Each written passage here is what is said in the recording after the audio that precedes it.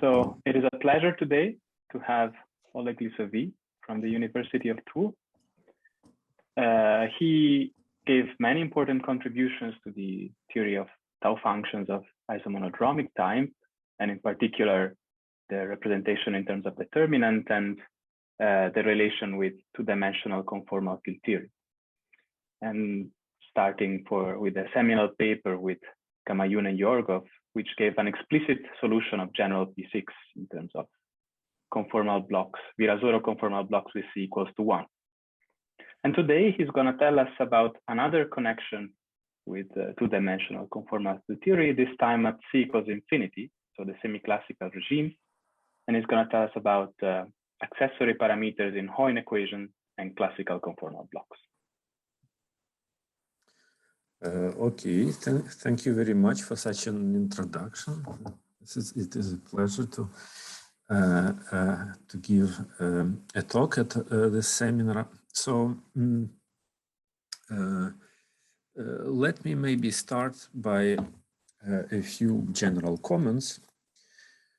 We are going to be interested in the reconstruction of linear ordinary differential equations from their monodromy in the complex domain. And the differential equation in question will be very simple. It's just this Schrödinger equation. Schrödinger equation on the Riemann sphere. So V of Z here is a rational potential. So the simplest model cases of this ODE correspond to classical special functions of hypergeometric time. So, for example, the linear potential gives Airy equation, quadratic potential gives harmonic oscillator, and on the top of this scheme, we have Gauss hypergeometric equation. But if we complicate the equation a little bit, if we increase its order or the number of its singular points, or if we will make them more irregular, then, well, this reconstruction problem becomes much more sophisticated because of the presence of the so-called accessory parameters. So these accessory parameters are just some, well, parameters in the potential V, which well, make the global behavior of which affected the global behavior of solution to this equation in a rather complicated manner. So next two simplest model cases where we do have accessory parameters, so they correspond to Heun's equation and its various degenerations, which include cubic and quartic quantum oscillator, Mathieu equation, which is the cosine potential, and several others. Now, my talk is somehow motivated by a discovery of Zamolodchikov in the mid-80s, who conjecturally related accessory parameter in Heun's equation to classical conformal block. So this is a certain special function which arises in the two-dimensional conformal field theory, which is related to the representation theory of the Virasoro algebra. And so my ultimate goal today will be to extend this Zomological conjecture to the irregular setting, to various confluent versions of Heun. But, well, it will actually depend on the time, whether I will be able to do much about this extension. So the plan is as follows. Why can I switch the slide? So in the first and the longest probably part of the talk, I will discuss Heun equation. So I will discuss its monodromy. I will introduce accessory parameter function. I will discuss some applications of this accessory parameters to conformal mappings. Then I will also talk about confluence of Heun equations very briefly. Then in the second part, I will need to introduce the usual Virasoro conformal blocks for those who have never seen them before. I will then try to explain these conjectures by Zamolodchikov, which establish the relation between this conformal side of the story and accessory parameter of Heun. And finally, in the last part, I will try to discuss various irregular extensions. Okay, so let me start not even with the Heun, but with hypergeometric equation. So in the hypergeometric case, we have this, this form of potential. So this potential has two double poles at 0 and 1. But actually what is relevant is poles of the quadratic differential VDZ squared on the Riemann sphere. And from this point of view, we also have a third singular point, third regular singular point at infinity. And this is the only potential which has this property. Okay. So if we want a quadratic differential with 3 second order poles, this is the only option that we have. Now the coefficients which we have here, so this thetas, they will be related to monodromy. So these are called local monodromy exponents. But before I go to this to the next slide, let me just establish some impressionistic representation of this potential. So when we will have 3 regular singularities, so 3 second order poles of this differential on the Riemann sphere, so the corresponding potential will be represented by this picture. So regular singularities corresponding to these holes. And if you want to have less than 3 regular singular points, say 2, so the only option is this potential, which I will also use eventually. Okay, so now we can look at the Frabino's solutions near 0. So these are given in terms of Gauss hypergeometric functions, of course, and we readily read the exponents of local monodromy from the behavior of these functions. So we see that if we take these 2 solutions, we form a row, and we consider its analytic continuation along a small loop around the point z equal to 0, then we will get a diagonal monodromy, which is of course related to the way we have chosen these solutions. At the other 2 points, we have another other canonical bases which are related to this psi naught plus minus by connection formulas. Now let me make 2 remarks on this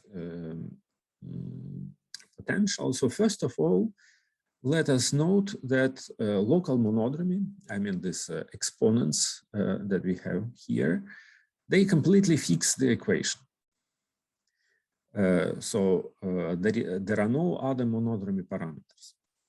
And the second remark is that if we want to just reconstruct the equation, but not actually solve it, or if you want to reconstruct the potential in terms of, say, thetas, this is actually much simpler than find these representations in terms of f2-1s or in terms of contour integrals, whatever. So the reconstruction of equation is in general much simpler than its actual solution.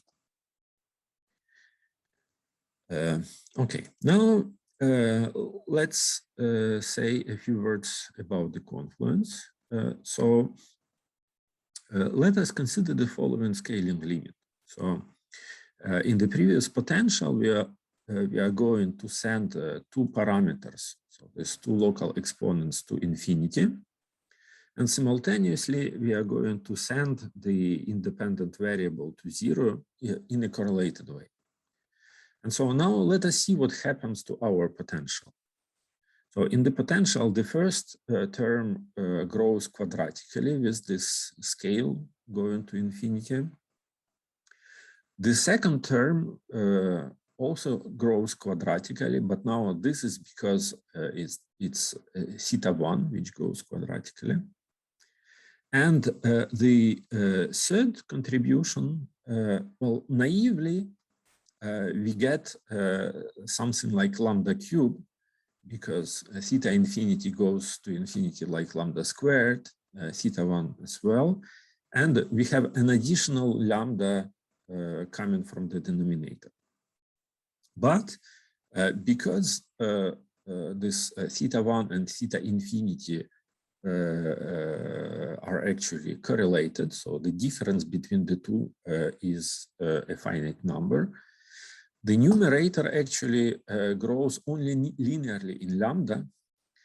Therefore, our potential has this asymptotics here. And therefore, after this scaling limit, what we get is a new Schrödinger equation with a new potential, but which now has only two singular points, 0 and infinity. The singularity at 0 remains regular. You see, it's exactly the same singular behavior as before. However, the singularity at infinity becomes now a fourth order pole of our quadratic differential. And this is, well, of course, many of you have recognized here the Kummer hypergeometric equation.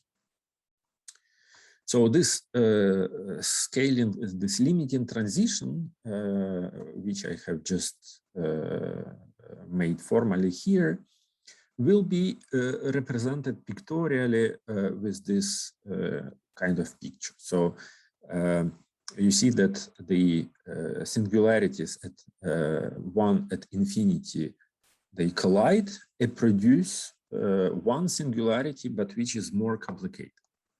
So the number of cusps that you have in this picture, it is basically the order of the pole of this differential minus 2. Okay, so this is one type of confluence that you can make. There is another one. We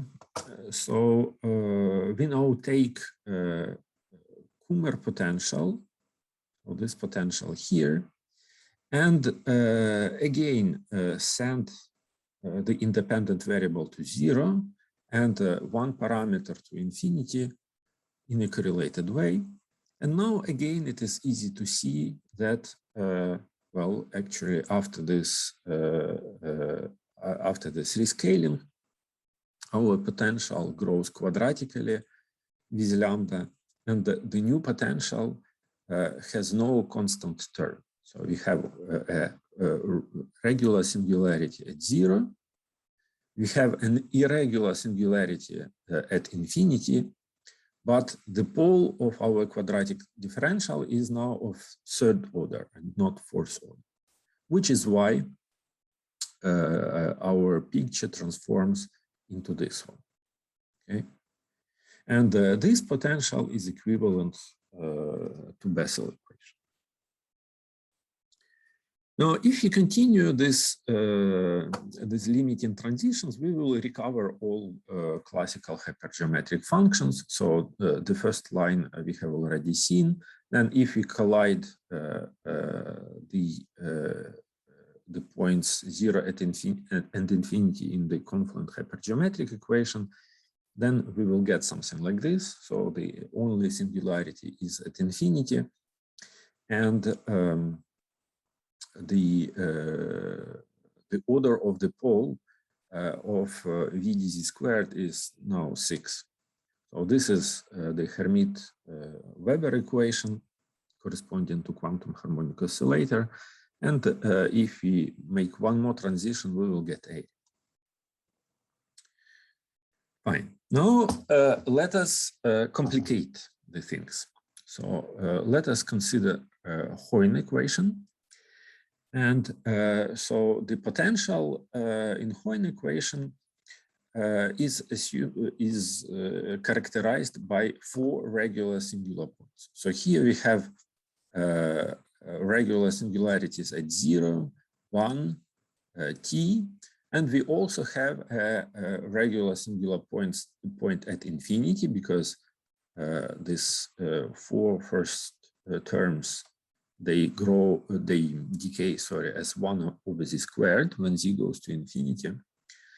However, we can now add to the potential one more term without spoiling the character of our regular singularities, right? Because this is of first order at each of them, including infinity.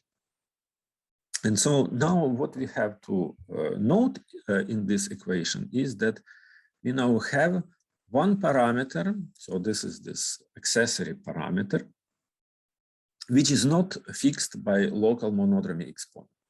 So it is something else. It is not related to monodromy around, to local properties of monodromy around the singular points.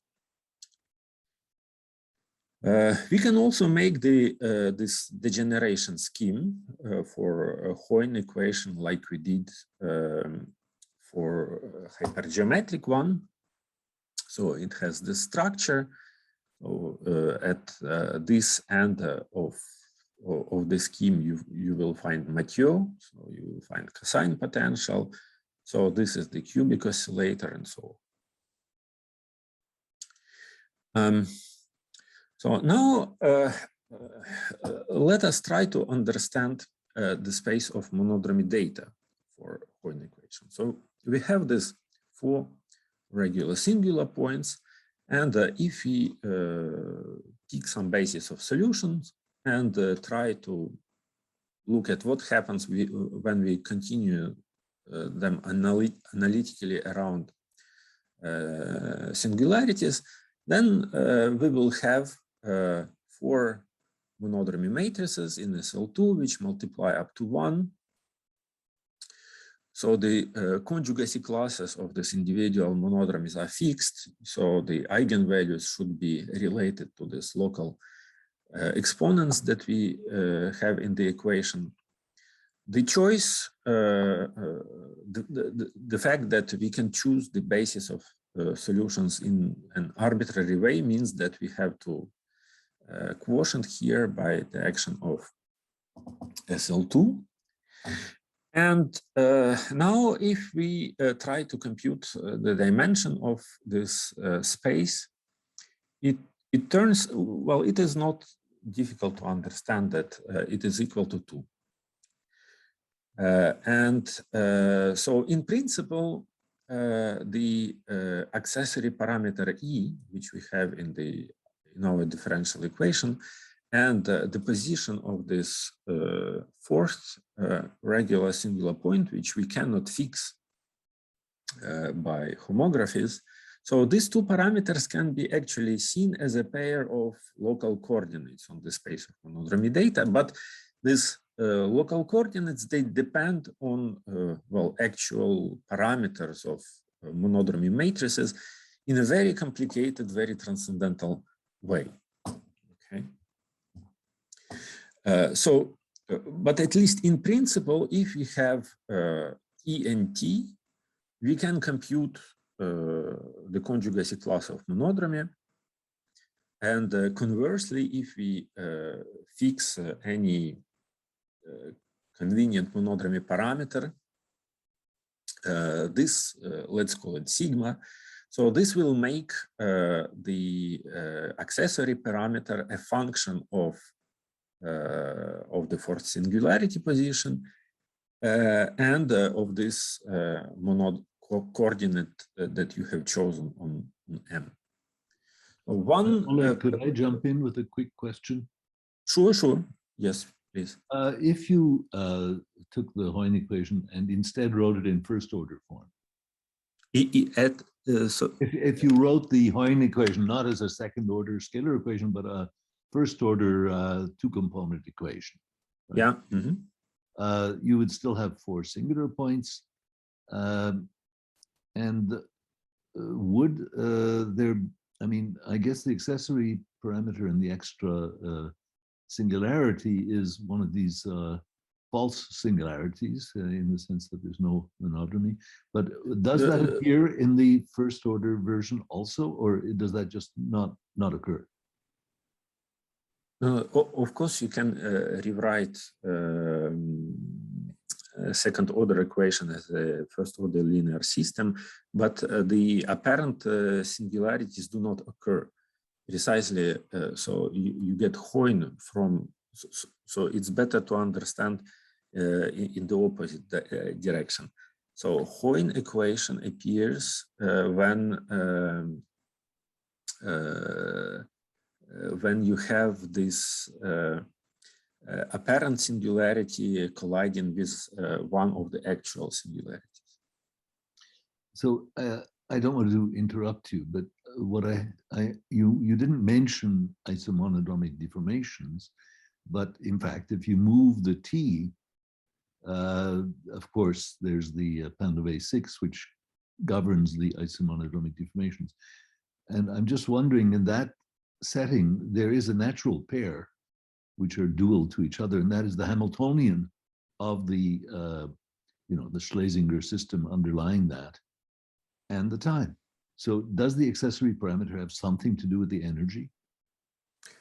Yes. Accessory parameter is typically the energy in the physical applications. And if you compare this with the isomonodromic deformations, okay, I like to look at this as a kind of partial isomonodromic deformation. So look, what will happen if we try to deform the position of this T, this fourth singularity, and try to simultaneously adapt the energy, the accessory parameter, so that monodromy remains constant. Now, of course, we cannot keep everything constant because, well, here we have just one parameter, and in monodromy we have 2. So we can only keep fixed one of the monodromy parameters. Say this sigma. Okay. So this accessory parameter problem is a kind of restricted isomonodromic deformation problem, in the sense that we try to preserve only a part of monodromy parameters. And actually, the choice of the monodromy parameter which you want to preserve will give well, different functions E. Okay, it will not be the same function if you pick so the sigma to be say the eigenvalue of monodromy along this cycle, or if you take it along the other cycle on the surface, or if you take something even more complicated.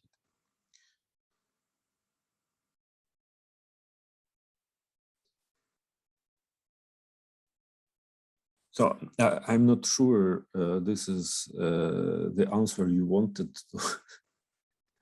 Well, I don't want to take up more of your time. I'm just thinking that if you put it into the Schlesinger's first order form, there is a Hamiltonian, which is the trace, you know, the residue of the trace of the square at the point t, and that somehow should be the energy. So I just was wondering if there's some relation between E and, but that's a specific, very explicit function. There is a relation, but it would be rather complicated to explain. So you have to,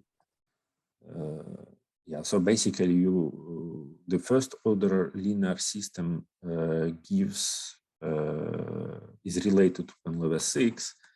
And this Penlever 6 function is the position of this apparent singularity. And so you have to sit at a movable zero or a movable pole of this Penlever 6 function to make it collide with one of the fixed points to get Heun equation. And in this particular limit, so the Hamiltonian of Penlever will become related to the energy here. Okay, thank you. Okay, so now I have already said that in physical applications, this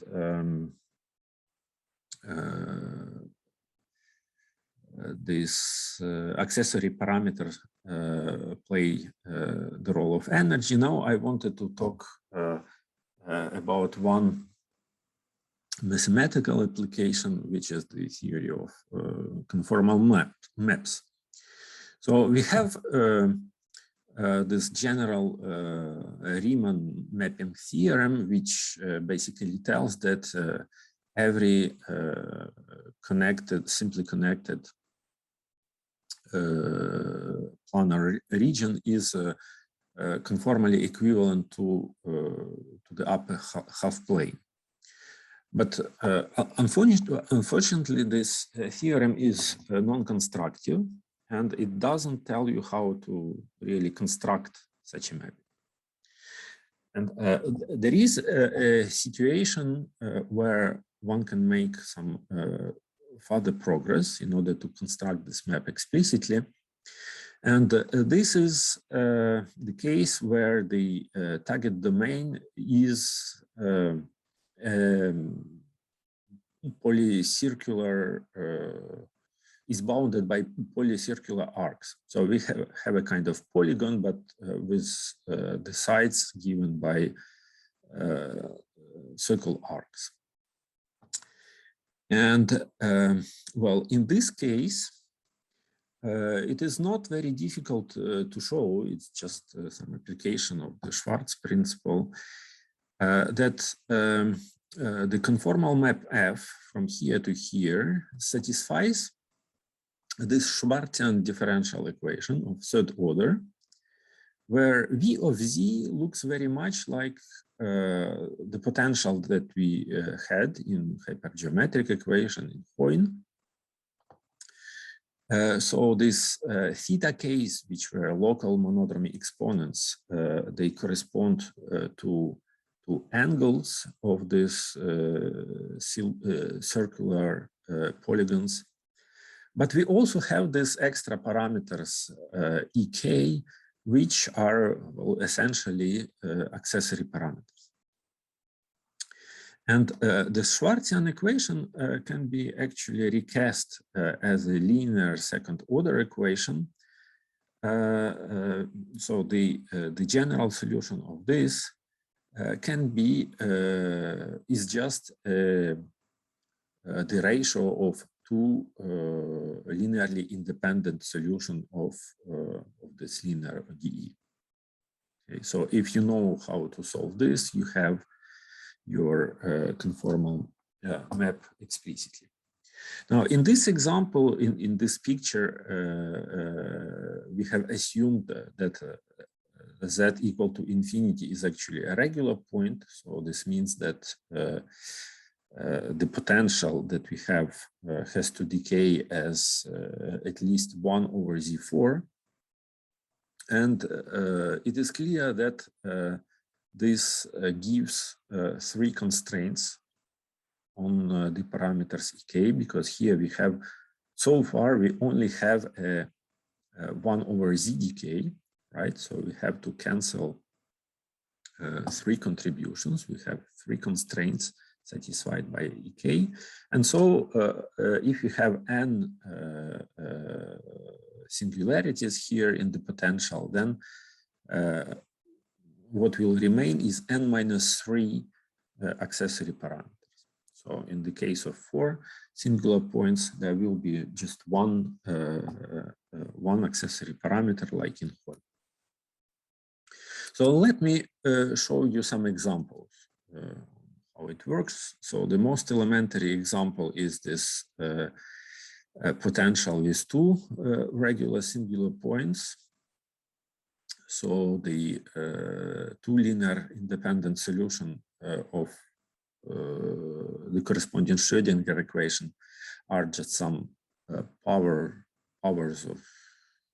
products of powers of z minus a and z minus b. So this is the picture. So you have the upper half plane, which is mapped to the interior of this, how to call it, slit.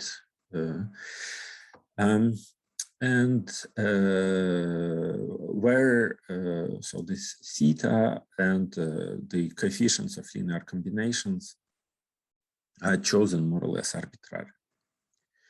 If we go to the example of 3 regular singular points, so this hypergeometric equation, then the corresponding conformal map is this, and it is explicitly illustrated with these pictures here. The fact that instead of having circular arcs here, we now have segments. This is precisely related to the choice of solutions that we use to construct conformal map.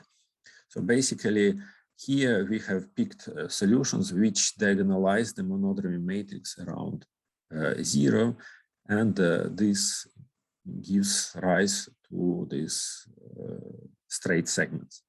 If we have picked some other linear combinations of solutions, then we would have a completely curvilinear triangle. And this map is also something very classical. So this is called the Schwarz triangle map. Now, the case in which we are like really interested in relation with the Heun equation is the case of circular quadrilaterals.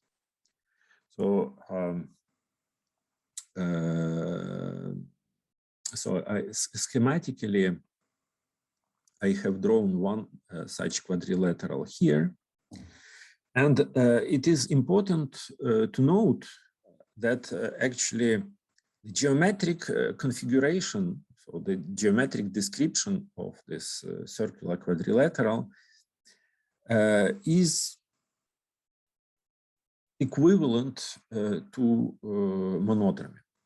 So if you know the monodromy, you can compute the positions of centers and radii of the circles that we are using in this picture, and vice versa.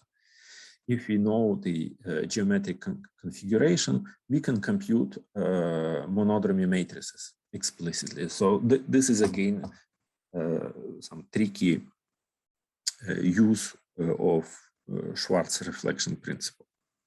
So just for example, again, a little question. So the 4 thetas, I guess, are all independent. You can choose them to be anything. yes. Is the sigma constrained, or is that determined? No. Sigma is arbitrary here. So you have 5 parameters. Actually, I have 6. The 6th. So if maybe if I can let me check. I guess because you're putting 2 together to form sigma, and you could put 2 others together. Yes, so I have put sigma into this picture just to say that yes. So you see the so sigma, which is the product of monodromy related to the product of monodromy matrices around 0 and t. It corresponds to the angle of intersection between the circles representing opposite sides of this quadrilateral. So if I took some other pair of sides and those circles had a point of intersection, then that would be the corresponding angle would be the eigenvalue of the product like MT M1. Okay, and that would be the second monodromy parameter. So my question was uniqueness. What I wanted to ask, okay, let's say take 6 parameters. Is there always a configuration of 4 circles that duplicate those 6 parameters, those 6 angles? That I don't know. No, I don't know. Interesting question. And in principle, you have 8 parameters, but that doesn't mean you can do it because it's convexity. What I do know is that, so if, for example, like in this case, you see this circle and the bottom circle, they do not intersect. So the corresponding sigma would be actually a complex number. So sigmas can also be complex. There is absolutely no problem with that. This simply means that the trace of the corresponding product of monodromy matrices, it's not located between -2 and 2. Okay. But even if they're real, it's a question, I guess, of Euclidean geometry, whether there exists a configuration of 4 circles that reproduces that.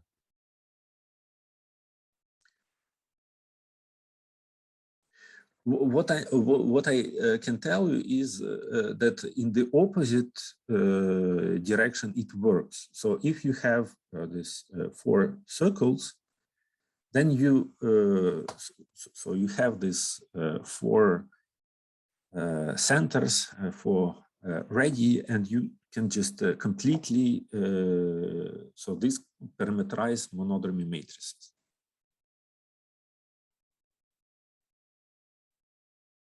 So this parametrization uses the so-called Schwarz function,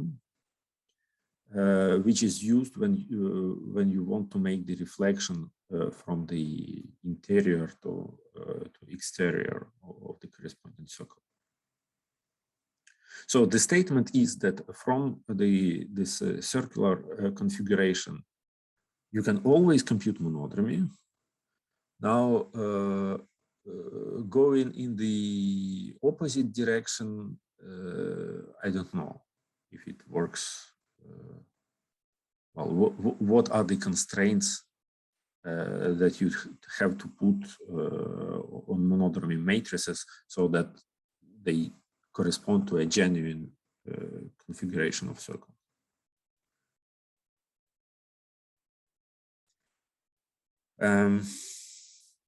There's probably some open condition. Might I intrude? I spent some time studying this problem, Joe. Hi, Oleg. And it is usually the case that you find accessory parameters for generic thetas and sigmas. And I mean generic being complex numbers. but only if the figure has, you can actually draw the figure on the plane. This will satisfy the reality conditions. But I don't have proof for that. That's only what I've got from this extensive numerical study.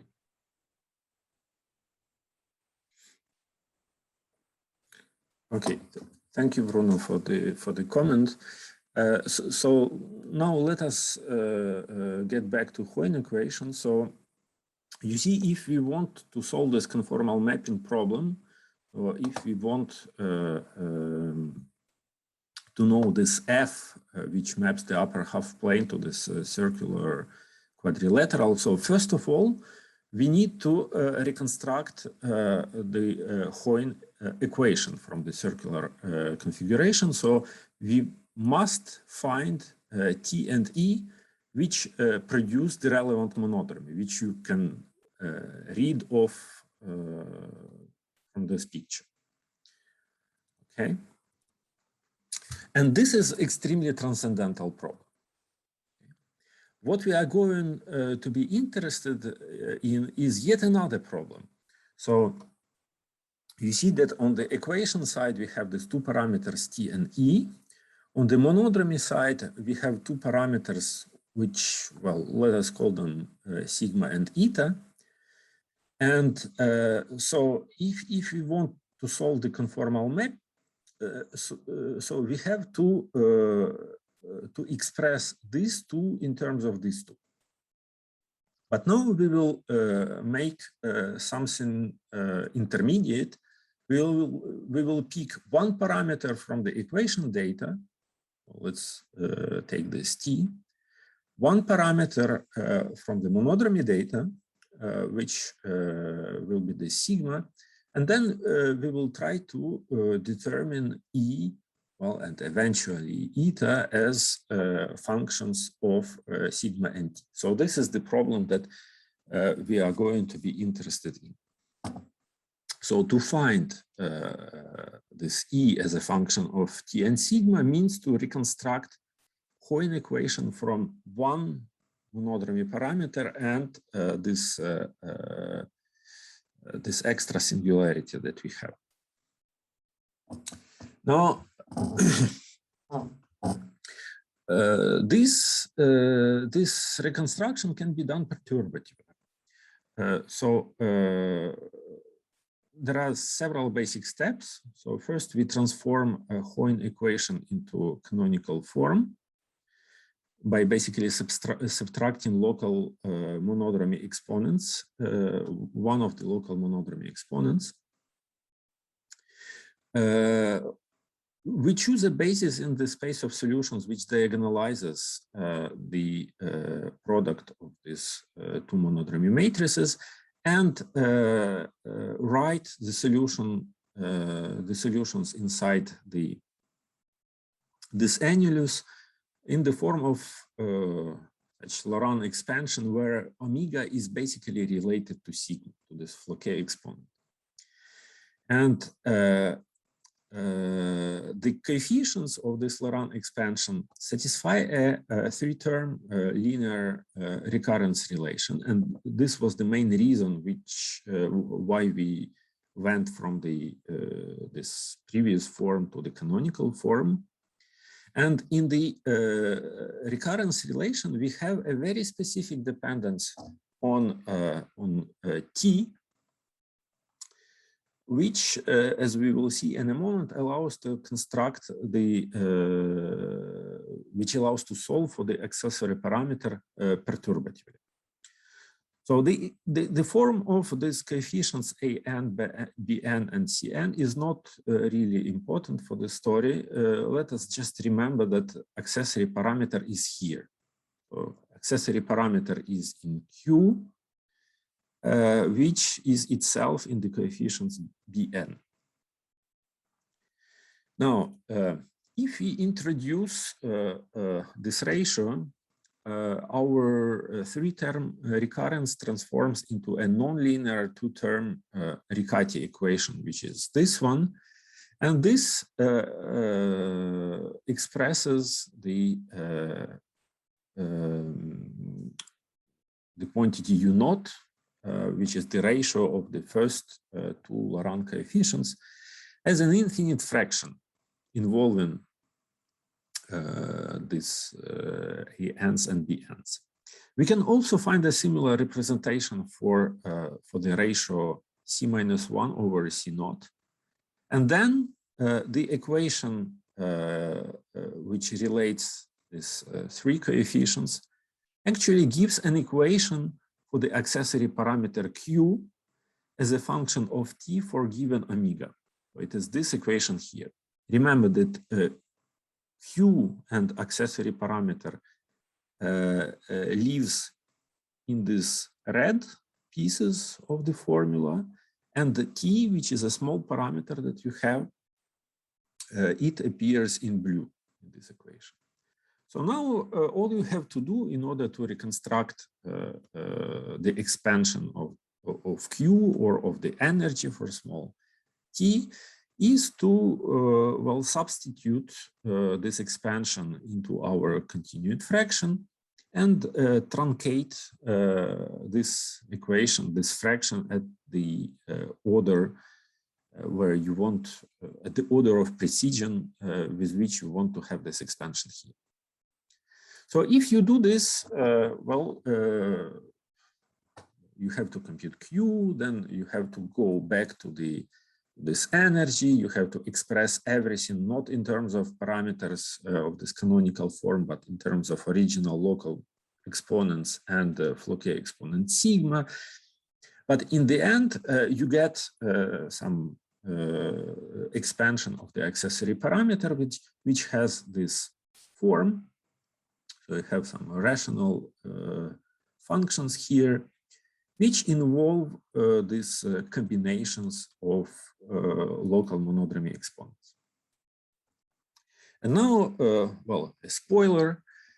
So this perturbative expansion of accessory parameter coincides with the derivative of the classical Virasoro conformal block.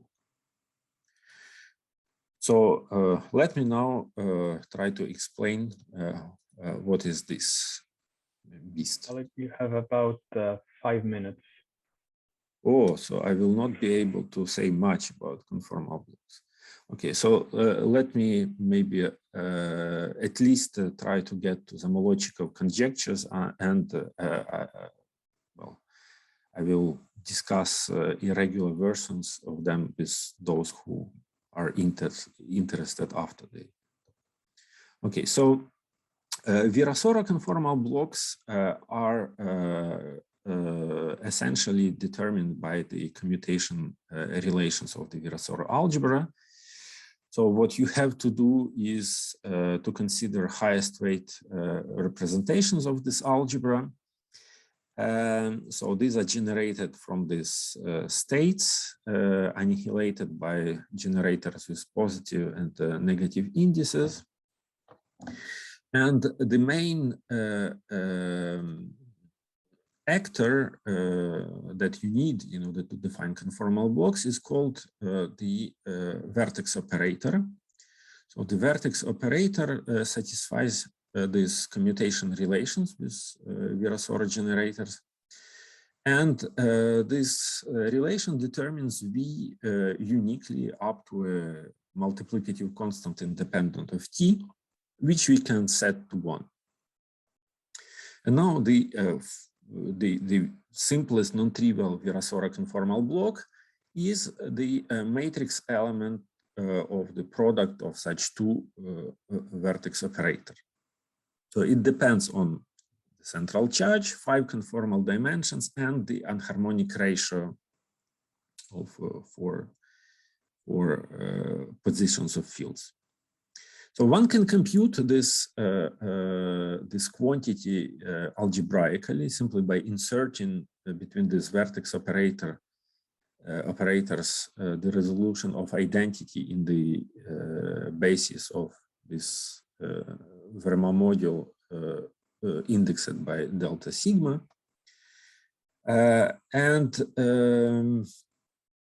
So So you end up with so you can compute several lowest order coefficients in the expansion of this conformal block, but actually all of the coefficients can be explicitly computed thanks to the so-called AGT relation.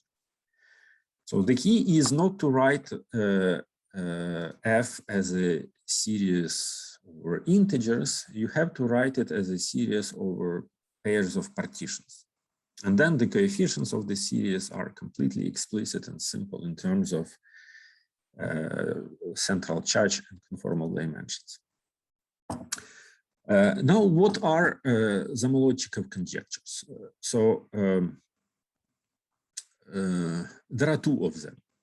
It was not originally formulated in this form, but in the paper of Zamolodchikov, but I think it is important to split his statements into two parts.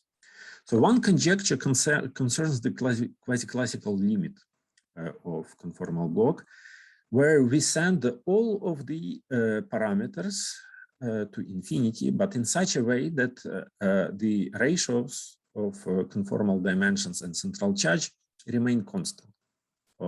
Let's denote them by delta k.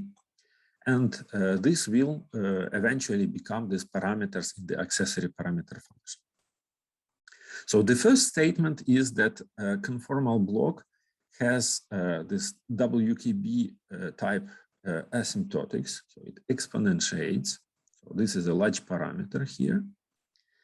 And so the series which we have here in the exponential is called classical conformal block. So the first conjecture concerns the existence of this function.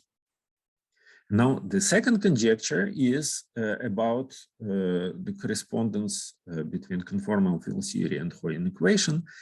So this relates this classical conformal block to the energy.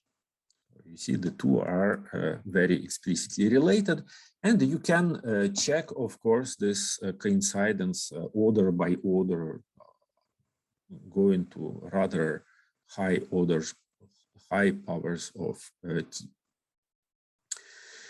As far as I know, by now there is no proof of any of the two conjectures, even though conjecture A, the exponentiation, is supported by semi-classical arguments in Lisovyy and also on the gauge theory side of the AGT correspondence. Now, conjecture B, so the relation to Heun, follows from a somewhat refined, generalized version of the exponentiation, where you consider not 4-point, but more complicated conformal blocks, which involve degenerate fields. But as I said, so the strongest evidence comes just from the explicit computation of the coefficients in small t expansions of conformal block. So you can get this from either AGT or from Virasoro commutation relations. And the same coefficients for the accessory parameter functions that you compute using continued fractions. So now it seems that I have to skip well, the rest of the talk. So just to summarize this, to try to summarize this in a few sentences,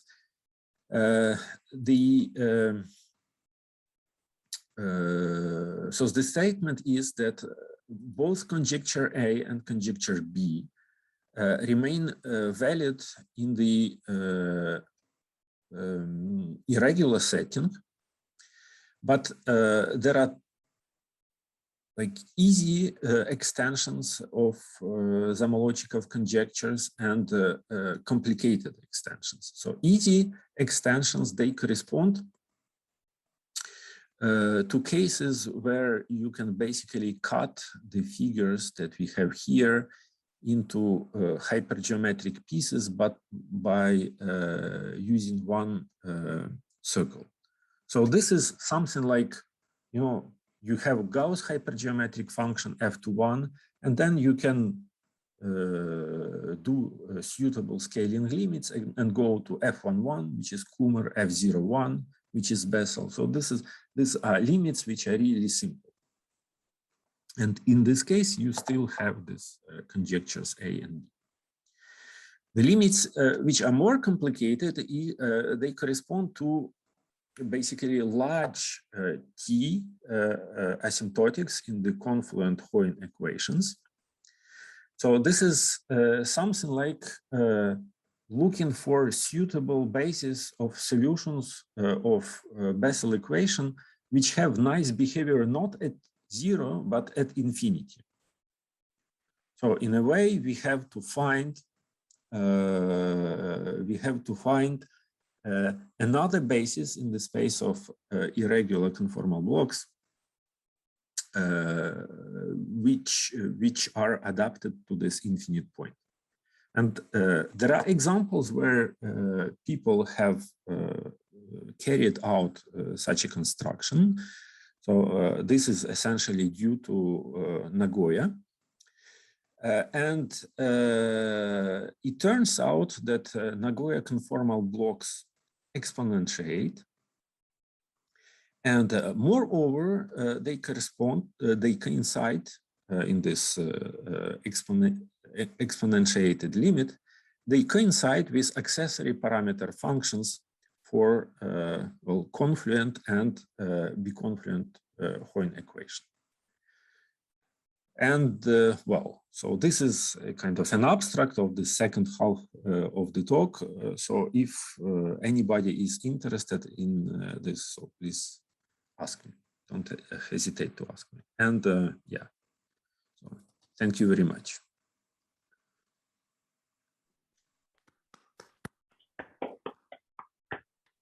Thank you for the very nice talk.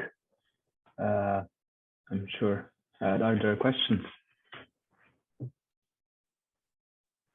Even about, for example, the part that wasn't covered.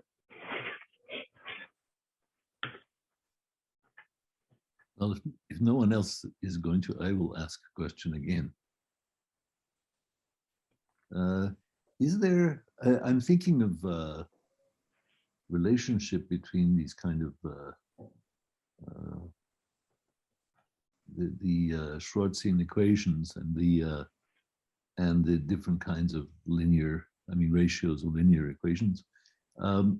Is there any special role that is played when the angles are crystallographic angles?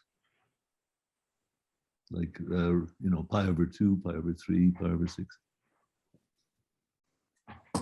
I should say behind that question is some old work which I did with John Mackay, which had to do with these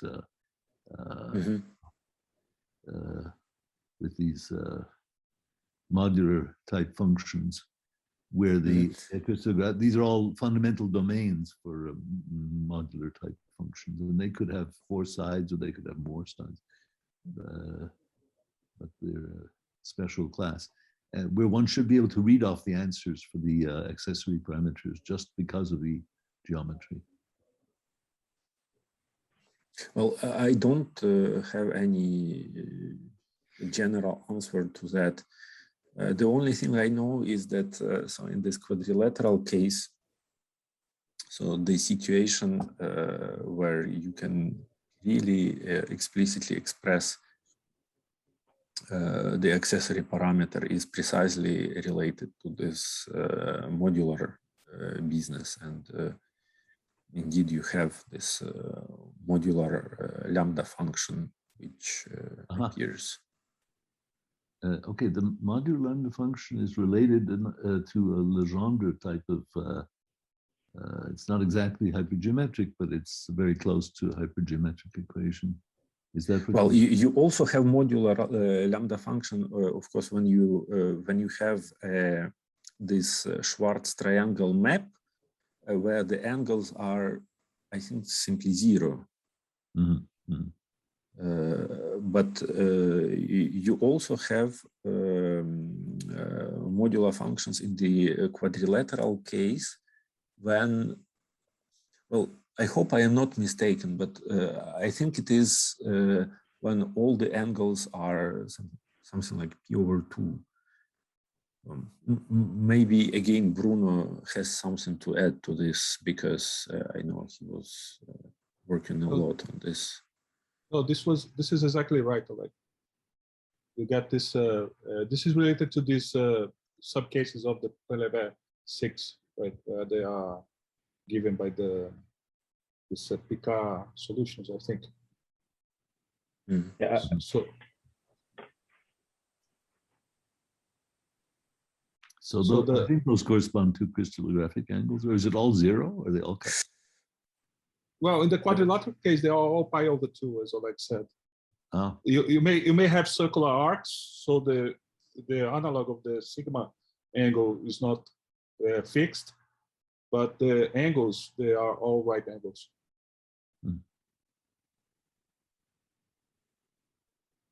But I would expect that to be some classical conformal blocks with the degenerate field, and then the crystallographic angle is determined by what level is the degenerate field, no? Like if they're both pi over 2, then it should be all degenerate field at level 2. Something like that.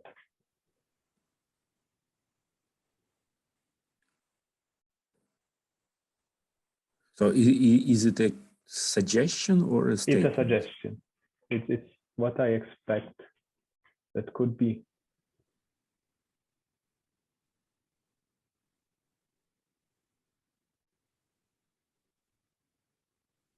Right, because where in these angles the monodromy exponents? Right. But you are taking the quasi-classical limit, right? Yeah, isn't there a quasi-classical conformal block for with the degenerate insertion? All I know is that the series doesn't end when you compute the series, even numerically, the series that it simply doesn't end in the second. So I guess that there's something like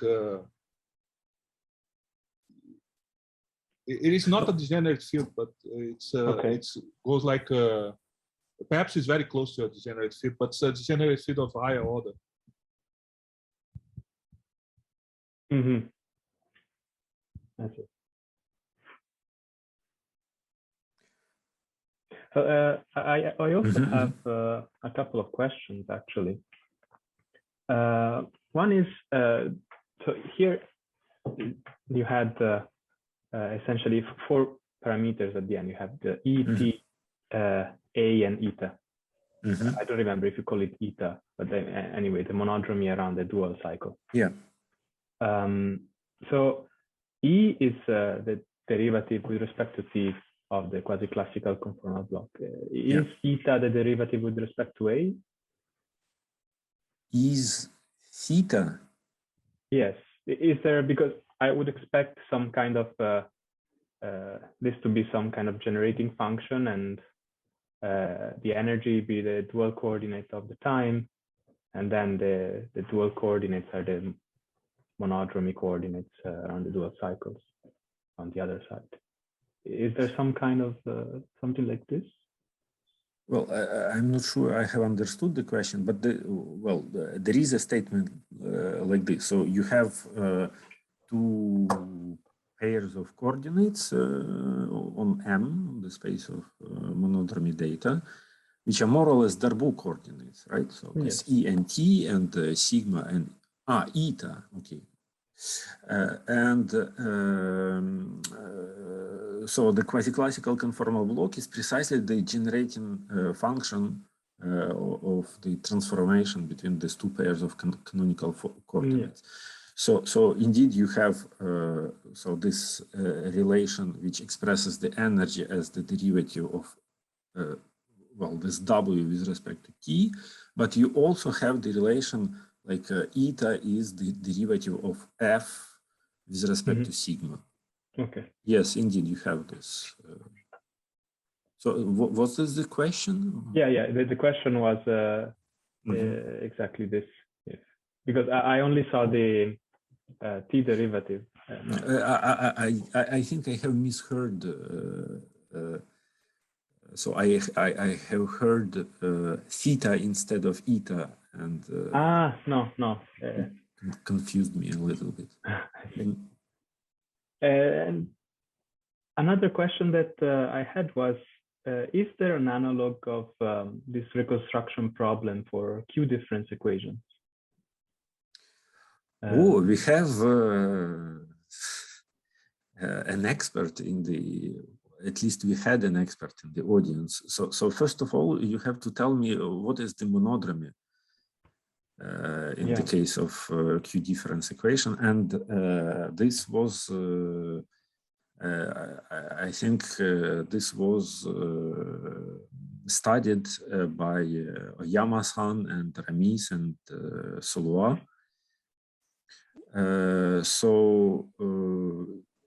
I hope that the question, what is monodromy for Q-difference equations, is understood. Therefore, we can talk about these reconstruction problems in that case as well. But I'm not at all an expert on this Q-difference stuff. I think Oyama-san is still there. Yeah. Do you have any comment? Maybe the Q conformal blocks are also studied by some Jimbo-san, Sakai-san, Nagoya-san. So I hope so. Our connection theory from Q panel equations and Jimbo, Sakai, Nagoya's Q conformal block theory, then we may have the Q analog theory like Oleg or also Q Heun equations. But I'm not sure. To be honest, I don't even know. So, for example, this relation between Penlevé and Heun, well, we didn't talk about it today, but well, we know that there is this relation. So how does it work in the Q-difference setting? I don't even know. Maybe other people would know that, but maybe it is precisely analogous, but never heard about this. Yeah, so in the relation between Penlevé 6 and Heun, so in the differential case, is basically that the associated linear system, when you go to say a movable pole of Penlevé 6, so this linear system degenerates to Heun. Now, is something like this true in the Q-difference case? In the Q-difference case, we have the Q-Heun equations, and we can consider the similarities of degeneration of the degenerated Q-Heun equations. And it's similar to the Q-Penlevé equation. But can you get Q-Heun from Q-Penlevé?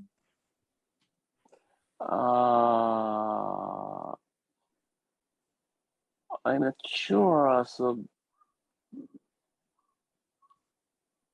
because Q-Heun equations are written only by the single equations.